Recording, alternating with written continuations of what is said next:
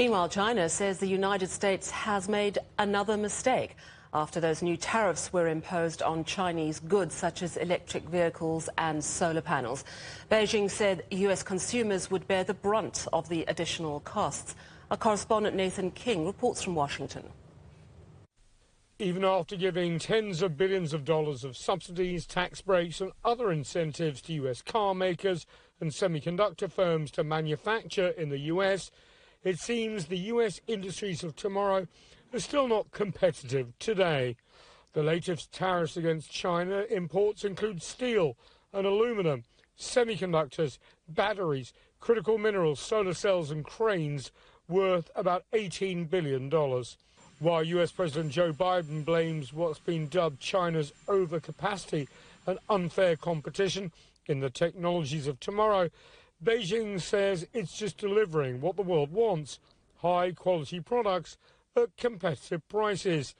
The Chinese Foreign Ministry says the fast-growing Chinese new energy industries are what the world economy needs for a green transition. These latest tariffs follow a 2-year review of the Trump-era tariffs imposed on over $350 billion worth of Chinese goods by the Trump administration.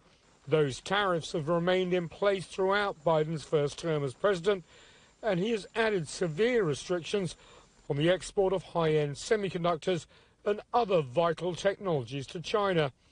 Washington says it's all for national security reasons.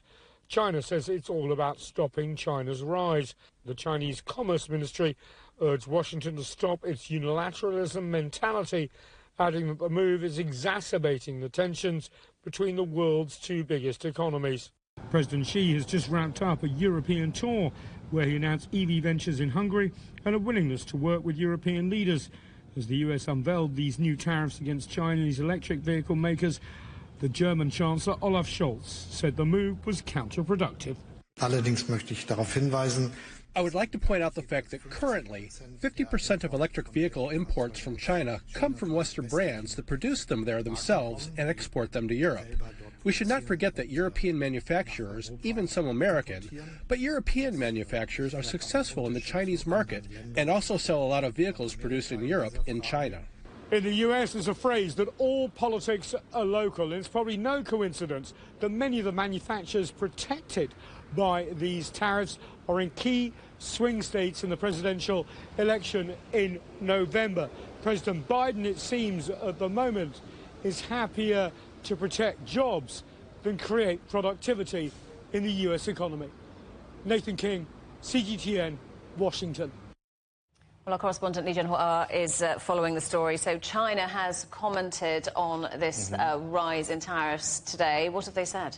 You know, Robin and Sally, it seems like Beijing is more prepared this time compared with 2018. It seems like a new normal, the trade tensions between China and the United States. And also, during American Treasury Secretary Janet Yellen's visit to China in April, so she flagged that China's overcapacity problem, which China denied, including China's electric vehicles, solar panels and batteries. The Commerce Ministry, unsurprisingly, responded by saying that China would take resolute actions to safeguard its own rights and interests, saying that this is driven by domestic political concerns in the United States, referring to the upcoming presidential elections in the US. The minister also said the tariff hike goes against the consensus reached by the leaders of the two countries and severely affects the atmosphere of bilateral cooperation. Chinese Foreign Ministry also responded saying this is US protectionism, which will undermine the stability and security of the global industrial supply chains, urging the US to abide by the WTO rules and also withdraw the tariffs. And the Foreign Ministry spokesperson said this, at the end of the day, will hurt American families. It's another mistake Washington has made as it continues to politicize economic and trade issues. This will significantly increase the costs of imported products, and it is the companies and consumers in the US who will suffer greater losses. A report from Moody's Investors Service stated that US importers absorbed more than 90% of the additional costs caused by the increased US tariffs on Chinese goods. It's interesting because the one narrative, from the United States is, oh, well, if Chinese cars come in and they're really cheap, local businesses in America are going to go absolutely bankrupt. But you've had a close look at this. What actually is the impact going to be on the US consumer?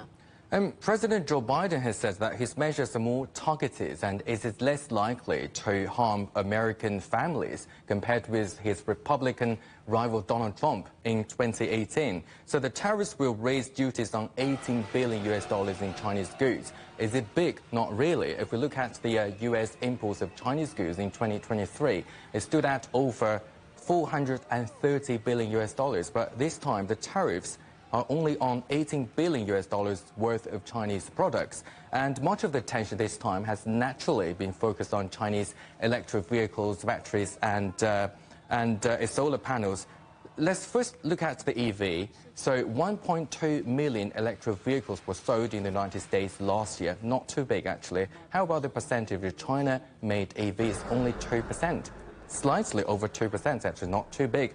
Let's have a look at the solar panels. China exported over $3 million worth of solar cells to the US, less than 0.1% of China's total exports. How about that of solar panels to the US? It's not solar cells, but solar panels, over $30 million in 2023, and the percentage stood at 0.03% of China's total panel exports. And what may hurt that will be batteries. And according to US Census Bureau, the US imported over $13 billion in lithium-ion batteries from China last year, accounting for over 70% of all US lithium-ion imports, battery imports. And Donald Trump said that Biden's tariff measures actually were not tough enough. If he were elected by the end of November, he said he's going to be tougher on China-made EVs by applying tariffs by 200%. So far, we don't know if China will roll out tit-for-tat measures, but based on what China did in 2018, China did roll out tit-for-tat, mutually not beneficial but harming tariffs. So it will be bad for American consumers and Chinese manufacturers if it happens. And Joe Biden is a little bit ironic, I have to say, that Joe Biden in 2019, when he was not the US president, said Donald Trump does not care about farmers, workers and consumers that are being crushed by his irresponsible tariff wars with China. I don't know if he still remembers that. Jianhua, thank you very much. Our correspondent, Jianhua.